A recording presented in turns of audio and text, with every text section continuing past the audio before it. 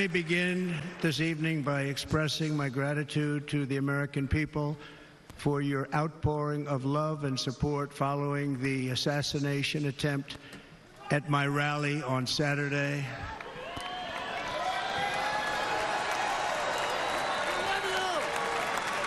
As you already know, the assassin's bullet came within a quarter of an inch of taking my life. So many people have asked me, what happened? Tell us what happened, please. And therefore, I will tell you exactly what happened, and you'll never hear it from me a second time because it's actually too painful to tell. It was a warm, beautiful day in the early evening in Butler Township in the great Commonwealth of Pennsylvania. Music was loudly playing, and the campaign was doing really well. I went to the stage, and the crowd was cheering wildly. Everybody was happy. I began speaking very strongly, powerfully, and happily, because I was discussing the great job my administration did on immigration at the southern border. We were very proud of it.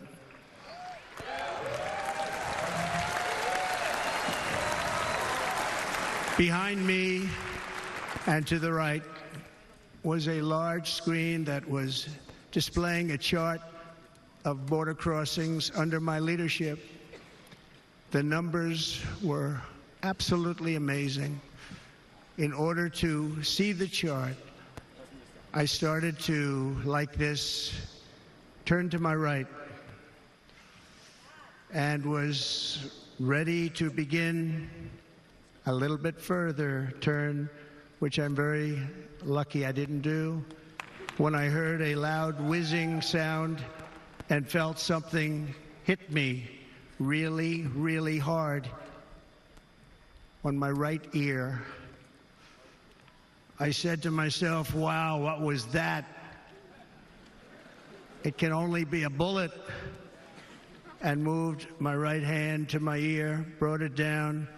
My hand was covered with blood, just absolutely blood all over the place.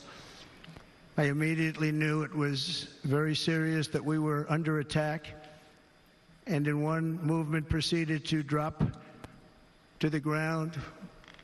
Bullets were continuing to fly as very brave Secret Service agents rushed to the stage, and they really did. They rushed to the stage.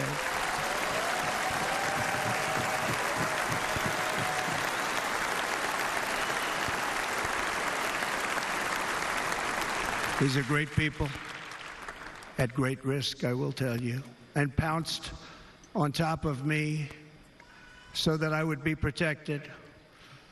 There was blood pouring everywhere, and yet, in a certain way, I felt very safe because I had God on my side.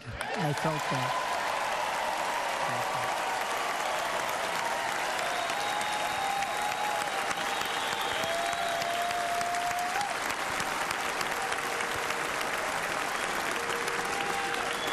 The amazing thing is that prior to the shot, if I had not moved my head at that very last instant, the assassin's bullet would have perfectly hit its mark, and I would not be here tonight. We would not be together.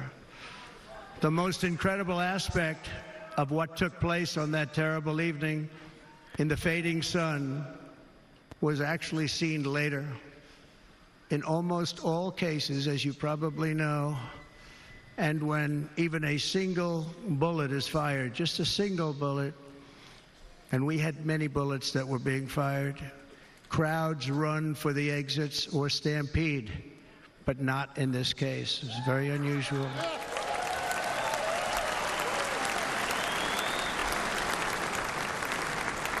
This massive crowd of tens of thousands of people stood by and didn't move an inch. In fact, many of them bravely but automatically stood up looking for where the sniper would be. They knew immediately it was a sniper. and then began pointing at him. You can see that if you look at the group behind me. That was just a small group compared to what was in front. Nobody ran, and by not stampeding, many lives were saved. But that isn't the reason that they didn't move. The reason is that they knew I was in very serious trouble. They saw it. They saw me go down. They saw the blood and thought, actually most did, that I was dead. They knew it was a shot to the head. They saw the blood. And there's an interesting statistic. The ears are the bloodiest part. If something happens with the ears, they bleed more than any other part of the body. For whatever reason, the doctors told me that. I said, why is there so much blood? He said, it's the ears. They bleed more. So we learned something, but they just, this beautiful crowd, they didn't want to leave me. They knew I was in trouble. They didn't want to leave me. And you can see that love written all over their faces. Incredible people. They're incredible people. Bullets were flying over us, yet I felt serene. But now the Secret Service agents were putting themselves in peril. They were in very dangerous territory. Bullets were flying right over them, missing them by a very small amount of inches. And then it all stopped. Our Secret Service sniper, from a much greater distance and with only one bullet used, took the assassin's life, took him out.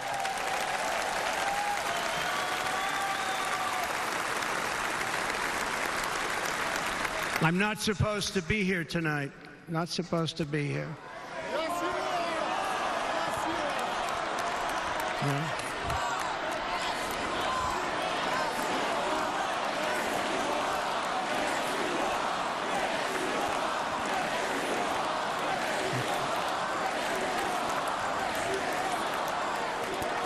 Thank you.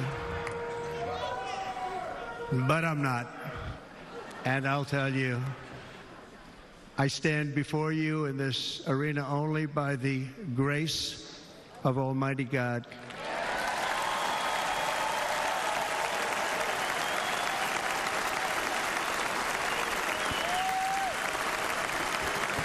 In watching the reports over the last few days, many people say it was a providential moment. Probably was. When I rose, surrounded by Secret Service, the crowd was confused because they thought I was dead, and there was great, great sorrow. I could see that on their faces as I looked out. They didn't know I was looking out. They thought it was over. But I could see it, and I wanted to do something to let them know I was okay. I raised my right arm, looked at the thousands and thousands of people that were breathlessly waiting, and started shouting, "Fight, fight, fight."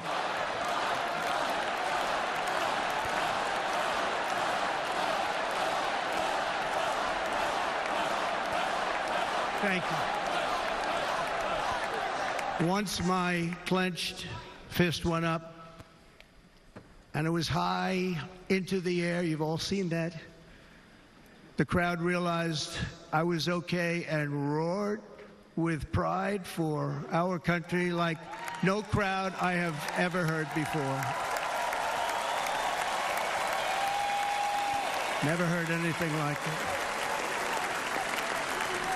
For the rest of my life, I will be grateful for the love shown by that giant audience of patriots that stood bravely on that fateful evening in Pennsylvania. Tragically, the shooter claimed the life of one of our fellow Americans, Corey Comparator. Unbelievable person, everybody tells me. Unbelievable. And seriously wounded, two other great warriors. Spoke to them today. David Dutch and James Copenhaver. Two great people. I also spoke to all three families of these tremendous people. Our love and prayers are with them, and always will be. We're never going to forget them. They came for a great rally.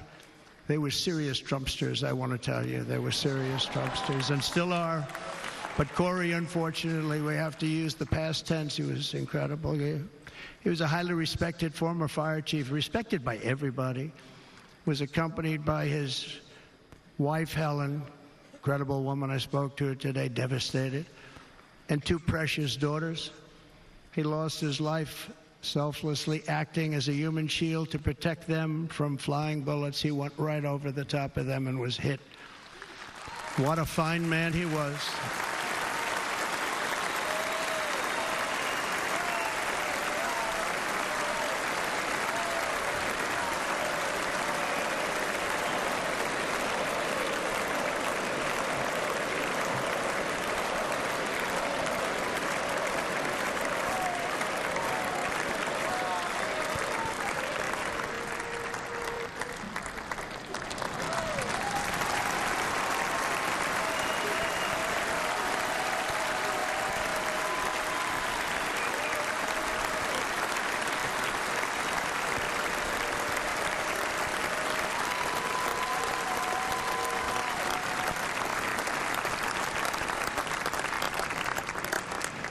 I want to thank the fire department and the family for sending his helmet, his outfit, and it was just something, and they're going to do something very special when they get it. But we did something which cannot match what happened, not even close.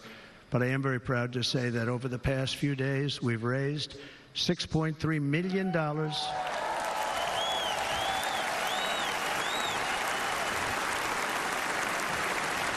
for the families of David, James, and Corey, including from a friend of mine just called up. He sent me a check right here. I just got it.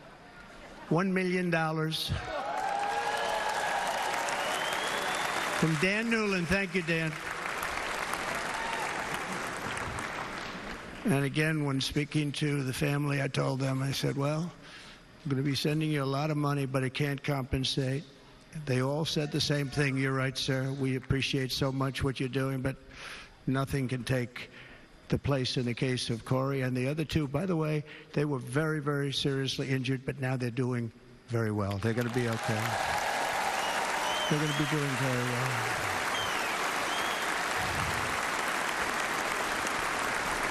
They're warriors.